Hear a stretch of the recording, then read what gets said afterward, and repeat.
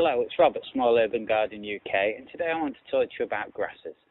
And I've got two types of grasses to show you here, and they fall into the two general categories of grasses. And first of all, we've got down here an evergreen grass, like an evergreen tree, stay green and growing a little throughout the winter.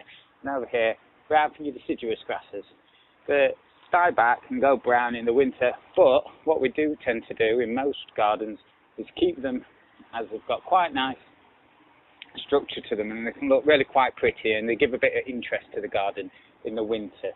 Now, I've got another deciduous grass down here, and when that died back, it didn't look very good at all. It just turned into a sort of a brown mass. So, as you can see, I've cut it back pretty short, and that's basically what we're going to do today to this other deciduous grass. So, it's time of year, March now, where new growth will be coming through soon, so we want to make room for that.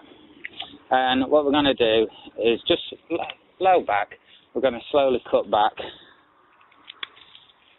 last year's growth, looking out for any new growth. Down here there's a new shoot coming through, and you don't want to cut that if possible, because that's where your new growth's coming from.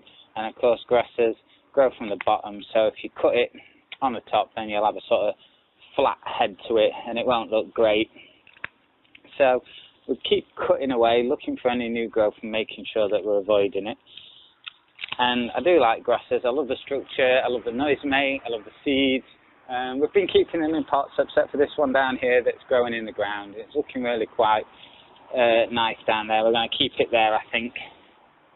And there's lots of different types of grasses. Of course, if you've got your bigger grasses like your pampas, that's an evergreen. But when you tidy that up, which is what we're going to do with this little one in a moment, is you want to be wearing gloves because it's quite sharp and can cut your hands, but not really a problem with this one at all.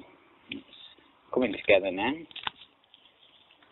And with the evergreen grasses, you don't have to cut those back, but if you have a look at it, there is some sort of die back from over the winter, and what we'll do is we'll tidy that up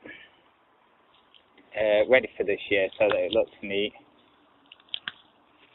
And I think we've just about done this one. I'll tidy it up a little more in a moment, but as you can see, I've got a couple of new sprigs of growth coming here which I've left.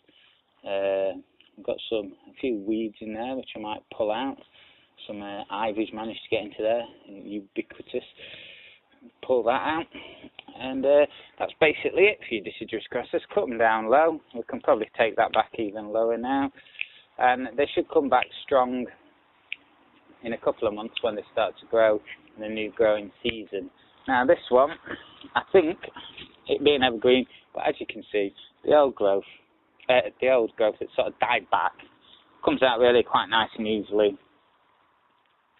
So you can just tease that out with your hands. And what I'll do is I'll chop all this up and add it to my compost, and that'll be some good brown matter for my compost. I have a lot of vegetable waste and food waste, and to get good compost you need a balance of your sort of dried out browns and also your sort of softer vegetable matter. So that'll go great in the compost. And I think that's it for now. Take care. See you later.